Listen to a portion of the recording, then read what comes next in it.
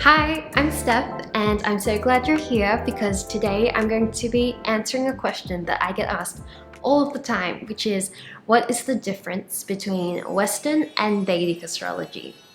And before I get into the differences, I wanted to talk about what's actually similar between the two and a bit of the history/origins. And so you may have already noticed that the 12 zodiac signs are the same in both Western and Vedic astrology, and the planets and the houses share very similar meanings.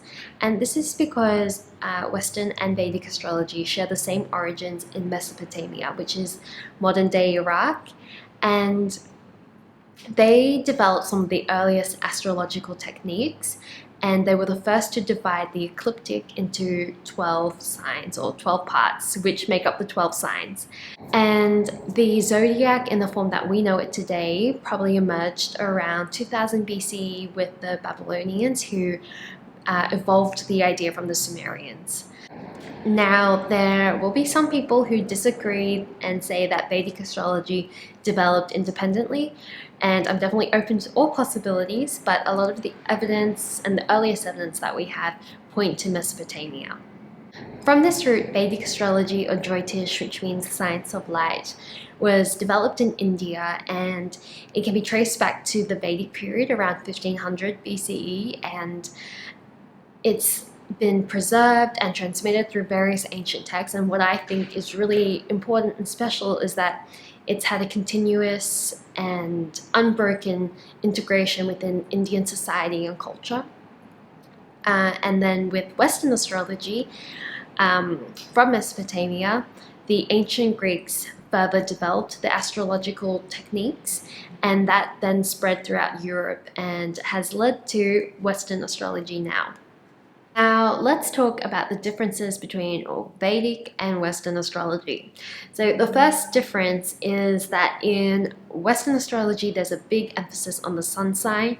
And usually when people ask you, what's your star sign? They're really asking you what your sun sign is. Whereas in Vedic astrology, it's all about the moon and the ascendant. But of course, they're all important.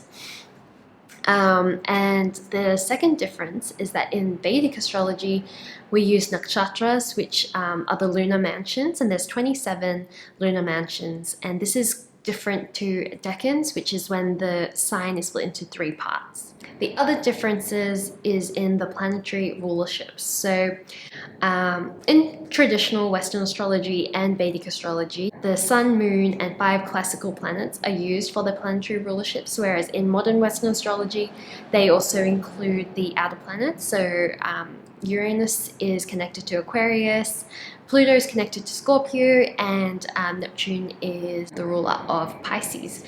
The house system used is also different. So in Western astrology, and of course this also depends on the astrologer, but Placidus and the equal house system is used, whereas in Vedic astrology it's the whole sign house system. And so basically in Vedic astrology, if you're born at 26 degrees of Pisces, which is at the end, at the final degrees of Pisces, your whole first house is still Pisces, and then the second house is Aries, and so on. There are also a bunch of other different techniques used in Vedic astrology to help with predictions that aren't used in Western astrology, such as the dashas or divisional charts, and there are also slightly different aspects as well. And now for the final, and in my opinion, the most important difference between Western and Vedic astrology is the use of the sidereal and the tropical zodiac. And so with the sidereal zodiac, that is what is used in Vedic astrology and Babylonian astrology. And way, way, way back in the day, Western astrologers also used the sidereal zodiac.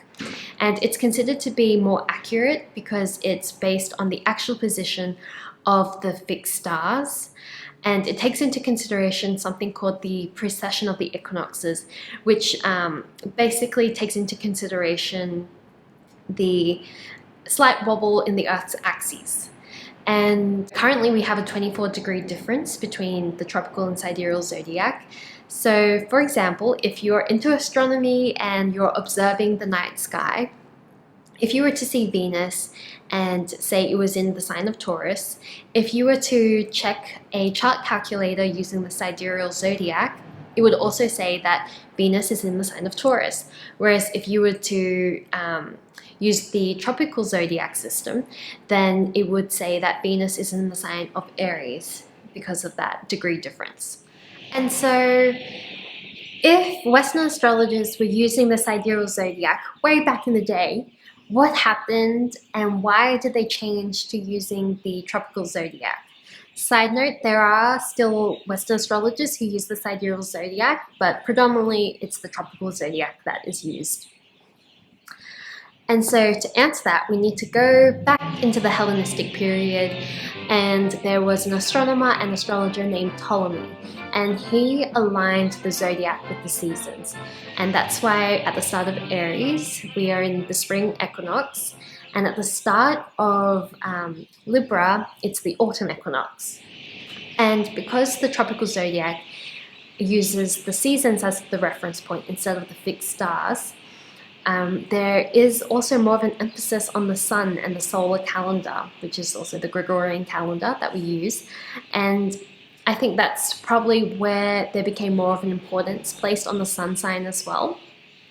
And so those are the main differences that I find between Western and Vedic astrology, and I think there are merits to both systems, which is why they continue to be practiced. And at the end of the day, what's most important is that you go with whatever resonates most for you, and to also remember that astrology is an art and a science, and that it also depends a lot on the skill and experience and intuition of the practitioner as well. So I'm definitely not saying that one is better or more correct than the other. They're just slightly different systems, and you really need to just find what works best for you. So I am going to leave you there, and I will see you next time in another video. Bye!